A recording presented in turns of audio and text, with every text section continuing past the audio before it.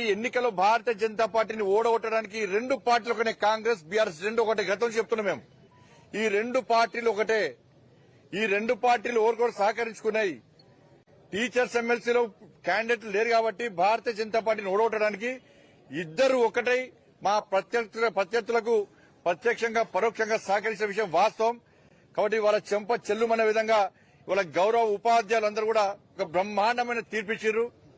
ఈ తీర్పు మా కార్యకర్తలకు ఒక భరోసా, మా కార్యకర్తల కూడా ఆత్మవిశ్వాసం పెరిగింది, మా కార్యకర్తలకు నమ్మకం విశ్వాసం ఏర్పడేది. రాబోయే రోజులు భారతీయ జనతా పార్టీ రోజులే. తెలంగాణ రాష్ట్రంలో మోడీ రాజ్యం రామరాజ్యం రావడానికి ఇది ఒక సంకేతం. ప్రజలందరూ కూడా భారతీయ జనతా పార్టీ వైపే ఉండరనడానికి ఇది నిలువెత్తు నిదర్శనం. కాబట్టి అధికారంలో ఉన్న కాంగ్రెస్ పార్టీకి గుణపాఠం. మేమే ప్రధాన ప్రతిపక్షం అని చెప్పుకొని విర్రవీగుతున్నటువంటి బీఆర్ఎస్ పార్టీకి ఒక గుణపాఠం ఇది. భారతీయ జనతా పార్టీకి కార్యకర్తలకు విశ్వాసం నమ్మకం. కాబట్టి రేపు ప్రకటించే గ్రాడ్యుయేట్స్ ఎమ్మెల్సీలో కూడా భారతీయ జనతా పార్టీ గెలుస్తున్న విశ్వాసం నమ్మకం ఉంది. నిజంగా మా కార్యకర్తలు నిజంగా గొప్ప కార్యకర్తలు. ఇటువంటి కార్యకర్తలు పార్టీలో మేము ఉండడం నిజంగా మేము అదృష్టంగా భావిస్తున్నాం. ప్రతి కార్యకర్త కష్టపడి పనిచేశారు.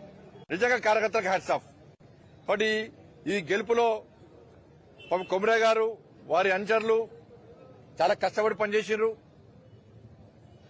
చాలా మా నాయకులందరూ కూడా, మా పాయాల శంకర్ గారు ఇక్కడ ఉన్నారు, మా ఇన్వెస్టర్ గారు, మాజీ శాసనసభ్యులు, మా మేయర్ గారు, అదేవిధంగా మా జిల్లా అధ్యక్షులు, మా సంగప్ప గారు టీచర్స్ ఎమ్మెల్సీ ఇన్ఛార్జ్, మా సంగప్ప గారు, మా సంజయ్ రెడ్డి గారు, కృష్ణారెడ్డి గారు, ఇట్లా చాలా మంది నాయకులు ఉన్నారు.